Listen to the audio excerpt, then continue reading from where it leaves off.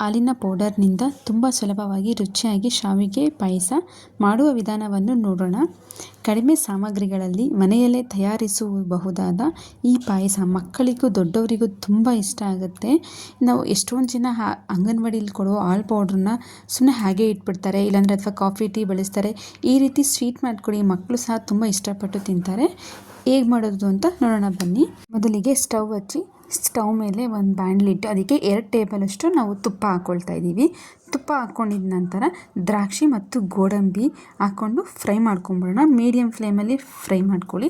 ಇದು golden brown ಬರೋವರೆಗೂ ನಾವು ಹುರ್ಕೋಬೇಕಾಗತ್ತೆ ಸ್ನೇಹಿತರೆ. ನೋಡಿ ಈ ರೀತಿ ನೀಟಾಗಿ ಚೆನ್ನಾಗಿ ಗೋಲ್ಡನ್ ಕಲರ್ ಬಂದಿದೆ ಗೋಡಂಬಿ ಮತ್ತು ದ್ರಾಕ್ಷಿ. ಇದನ್ನು ಸೈಡ್ಗೆ ಎತ್ತಿಟ್ಕೊಬಿಡೋಣ. ಈಗ ಅದೇ ಬಾಣಲಿಗೆ ಇನ್ನೂ ತುಪ್ಪ ಇರುತ್ತಲ್ಲ, ಎಕ್ಸ್ಟ್ರಾ ತುಪ್ಪ ಏನು ಆ್ಯಡ್ ಮಾಡೋದು ಬೇಡ. ಅದಕ್ಕೇ 1 ಕಪ್ಪಷ್ಟು ನೀವು ಯಾವ ಕಪ್ ಆದರೂ ತೊಗೊಳ್ಳಿ, ಅದರಲ್ಲೇ 1 ಕಪ್ಪಷ್ಟು ನಾನು ಶಾವಿಗೆ ಹಾಕ್ಕೊಳ್ತಾ ಇದ್ದೀನಿ. ಅಥವಾ ನೀವು ರೆಡಿಮೇಡ್ ಸಿಗುತ್ತಲ್ಲ ಹುರಿದಿರೋ ಶಾವಿಗೆ, ಅದನ್ನು ಸಹ ಹಾಕ್ಕೋಬೋದು.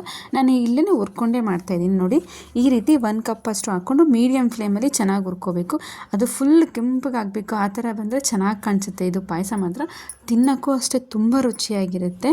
ನೋಡಿ ಇದೇ ರೀತಿ ಕಲರ್ ಚೇಂಜ್ ಆಗ್ತಾ ಇದೆ ಸ್ವಲ್ಪನೇ.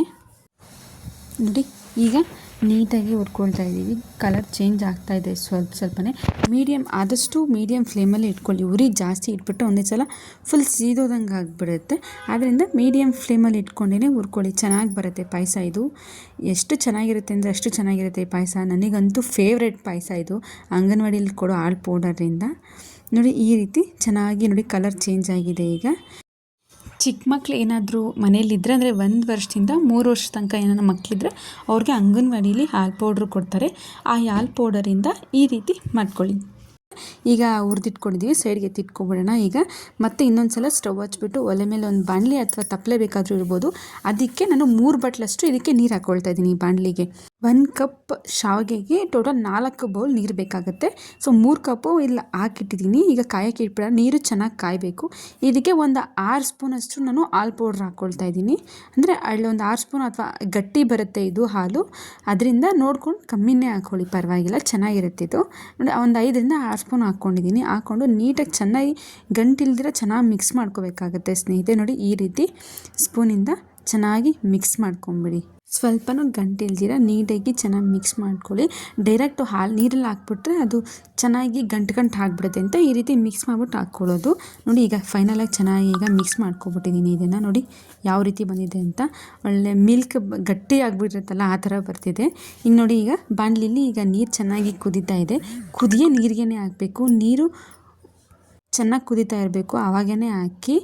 ಸುಮ್ಮನೆ ಸ್ವಲ್ಪ ಬಿಸಿ ಕಾದಿದ ಅನ್ನೋವಾಗೆ ಹಾಕೋಕೆ ಹೋಗ್ಬಿಡಿ. ಚೆನ್ನಾಗಿ ನೀರು ಕುದೀತಾ ಇರೋವಾಗ ಹಾಕ್ಬಿಟ್ಟು ಚೆನ್ನಾಗಿ ಮಿಕ್ಸ್ ಮಾಡ್ಕೊಬಿಡಿ. ನೋಡಿ ಯಾವ ರೀತಿ ಫುಲ್ ಹಾಲು ಥರ ಬಂದಿದೆ. ನೋಡಿ ನಾವು ಶಾವಿಗೆ ಪಾಯಸ ಮಾಡಬೇಕಂದ್ರೆ ಅಟ್ಲೀಸ್ಟ್ 1 ಲೀಟ್ರ್ 3/4 ಲೀಟ್ರ್ ಆದರೂ ಹಾಲು ಬೇಕೇ ಬೇಕಾಗುತ್ತೆ ನಮಗೆ. ನೋಡಿ ಆರಾಮಾಗಿ ಮನೇಲಿ ಹಾಲು ಪೌಡ್ರ್ ಇದ್ದರೆ ಈ ರೀತಿಯಾಗಿ ಮಾಡ್ಕೊಬೋದು, ಈಸಿಯಾಗಿ ಕೂಡ ಇರುತ್ತೆ. ಇದರ ಅರ್ಧ ಕಪ್ಪು ನಾನು ಸಕ್ಕರೆ ತೊಗೊಂಡಿದ್ದೆ. ಅಂದರೆ 1 ಕಪ್ ಶಾವಿಗೆಗೆ ಅರ್ಧ ಕಪ್ಪು. ಅಕಸ್ಮಾತ್ ನೀವು ಜಾಸ್ತಿ ಸ್ವೀಟ್ ಬೇಕು ಅಂದರೆ ಇನ್ನೊಂಚೂರು ಎಕ್ಸ್ಟ್ರಾ ಹಾಕ್ಕೊಳ್ಳಿ, ಕಮ್ಮಿ ಬೇಕು ಅಂದರೆ ಇನ್ನು ಸ್ವಲ್ಪ ಕಮ್ಮಿ ಹಾಕ್ಕೊಳ್ಳಿ. ಅರ್ಧ ಬಟ್ಲಷ್ಟು ಕರೆಕ್ಟಾಗಿ ಸರಿ ಹೋಗುತ್ತೆ. ಸೊ ಒಂದು ಸಲ ಮಿಕ್ಸ್ ಮಾಡ್ಕೊಂಬಿಟ್ಟು ನೀಟಾಗಿ ಕುದೀತಾ ಇದೆ. ನೋಡಿ ಈಗ ಕುದಿಯೋವಾಗ ನಾವು ಅದಕ್ಕೆ ಹುರಿದಿಟ್ಕೊಂಡಿದ್ವಲ್ಲ ಶಾವಿಗೆ, ಅದನ್ನು ಹಾಕ್ಬಿಟ್ಟು ಮಿಕ್ಸ್ ಮಾಡ್ಕೊಬಿಡೋಣ.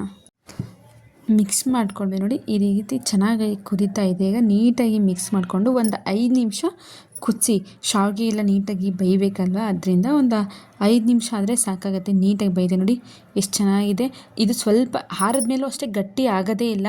ಈಗ ಹಾಲಲ್ಲಿ ಮಾಡೋ ಪಾಯಸ ಏನಾಗುತ್ತೆ, ಫುಲ್ ಹಾಲನ್ನೆಲ್ಲ ಹೀರ್ಕೊಂಡ್ಬಿಡುತ್ತೆ ಶಾವಿಗೆ. ಇದರಲ್ಲಿ ಆ ಥರ ಆಗೋದೇ ಇಲ್ಲ, ಪರ್ಫೆಕ್ಟಾಗಿರುತ್ತೆ, ಗಟ್ಟಿ ಆಗೋದೇ ಇಲ್ಲ, ಫುಲ್ ಹಾಲಲ್ಲಿ ಹೀರ್ಕೊಳ್ಳೋದೇ ಇಲ್ಲ. ಆಗಾಗ ಮಧ್ಯ ಮಧ್ಯ ತಿರುಗಿಸ್ತಾ ಇರಿ. ಅದು ಅಂದರೆ ಒಂದೇ ಕಡೆ ಶಾವಿಗೆ ಏನಾದರೂ ಹಂಗೆ ಗಂಟು ಕಟ್ಬಿಟ್ರೆ ಅಂತ ತಿರುಗಿಸ್ತಾ ಇರಬೇಕು. ನೋಡಿ ಈ ರೀತಿ. ನೋಡಿ ಎಷ್ಟು ಪರ್ಫೆಕ್ಟಾಗಿ ಬಂದಿದೆ ಶಾವಿಗೆ ಪಾಯಸ ಅಂದರೆ. ತುಂಬ ಚೆನ್ನಾಗಿರುತ್ತೆ ಈ ಪಾಯಸ. ನೀವು ಒಂದು ಸಲ ಮಾಡಿದರೆ ಸಾಕು, ಈ ಪಾಯಸ ಪದೇ ಪದೇ ಮಾಡ್ತಾನೆ ಇರ್ತೀರ, ಅಷ್ಟು ಸೂಪರ್ ಟೇಸ್ಟಿಯಾಗಿರುತ್ತೆ. ಈಗ ಚೆನ್ನಾಗಿ ಕುದೀತಾ ಇದೆ. ಕುದಿಯೋವಾಗಲೇ ಸ್ವಲ್ಪ ಏಲಕ್ಕಿ ಪೌಡರ್ನೂ ಹಾಕ್ಕೊಳ್ಳಿ. ಇದು ಕ್ಲಿಪ್ಪಿಂಗ್ ಮಿಸ್ ಆಗಿದೆ. ಸ್ವಲ್ಪ ಚೆಕ್ ಮಾಡ್ಕೊಂಡೆ ಬೆಂದಿದೆಯೇ ಇಲ್ವೋ ಅಂತ. ಇನ್ನೂ ಸ್ವಲ್ಪ ಬೇಯಬೇಕು, ಇನ್ನೊಂದು 2 ನಿಮಿಷ ಕುದಿಸೋಣ. ನೋಡಿ ಈ ರೀತಿ ಚೆನ್ನಾಗಿ ಕರೆಕ್ಟಾಗಿ ಒಂದು 15 ನಿಮಿಷದಲ್ಲಿ ಪಾಯಸ ರೆಡಿ ಮಾಡ್ಕೊಂಬಿಡ್ಬೋದು. ಚೆನ್ನಾಗಿರುತ್ತೆ. ಬಿಸಿನೀರು ಕುದಿಯೋವಾಗಲೇ ಹಾಲು ಪೌಡ್ರ್ ಏನು ಕಲಸಿರ್ತೀವೋ ಅದನ್ನು ಹಾಕ್ಕೊಳ್ಳಿ, ಚೆನ್ನಾಗಿ ಬರುತ್ತೆ. ಈಗ ಡ್ರೈ ಫ್ರೂಟ್ಸ್ನೆಲ್ಲ ಹಾಕ್ಕೊಳ್ತಾ ಇದ್ದೀನಿ. ಸ್ಟವ್ ಆಫ್ ಮಾಡಿಬಿಟ್ಟು ಈಗ ಪಾಯಸ ರೆಡಿಯಾಗಿದೆ. ರುಚಿಯಾದ ಶಾವಿಗೆ ಪಾಯಸ ಸವಿಯಲು ಸಿದ್ಧ. ಇದನ್ನು ಬಿಸಿ ಬಿಸಿಯಾಗಿ ಕೂಡ ಸರ್ವ್ ಮಾಡ್ಕೊಬೋದು ಅಥವಾ ತಣ್ಣಗಾದ್ಮೇಲೆ ಸಹ ನಾವು ಸರ್ವ್ ಮಾಡ್ಕೊಬೋದು. ಇದನ್ನು ಮತ್ತೆ ನಾನು 1 ಅವರ್ ಆದಮೇಲೇನು ಹೇಗೆ ಗಟ್ಟಿಯಾಗಿದೆ ಅಂತಲೂ ಸಹ ನಾನು ತೋರಿಸ್ತೀನಿ ನೋಡಿ. 1 ಅವರ್ ಆದಮೇಲೂ ಅಷ್ಟೇ ನೋಡಿ, ಅಷ್ಟೇ ಗಟ್ಟಿ ಅಂದರೆ ಫುಲ್ ಗಟ್ಟಿ ಆಗದಿರ ಕರೆಕ್ಟಾಗಿದೆ ನೋಡಿ, ಹಾಲು ಮತ್ತು ಶಾವಿಗೆ ಎರಡೂ. ಈ ವಿಡಿಯೋ ನಿಮಗೆ ಇಷ್ಟವಾದರೆ ಲೈಕ್ ಮಾಡಿ, ನಿಮ್ಮ ಸ್ನೇಹಿತರಿಗೆ ಮತ್ತು ಕುಟುಂಬದವರಿಗೆ ಶೇರ್ ಮಾಡಿ. ಇಂತಹ ಸುಲಭವಾದ ಮತ್ತು ರುಚಿಯಾದ ಅಡುಗೆ ವಿಧಾನಗಳಿಗಾಗಿ ನಮ್ಮ ಚಾನಲನ್ನು ಸಬ್ಸ್ಕ್ರೈಬ್ ಮಾಡಿ ಮತ್ತು ಬೆಲ್ ಐಕಾನ್ ಒತ್ತುವುದನ್ನು ಮರೆಯಬೇಡಿ. ಧನ್ಯವಾದಗಳು.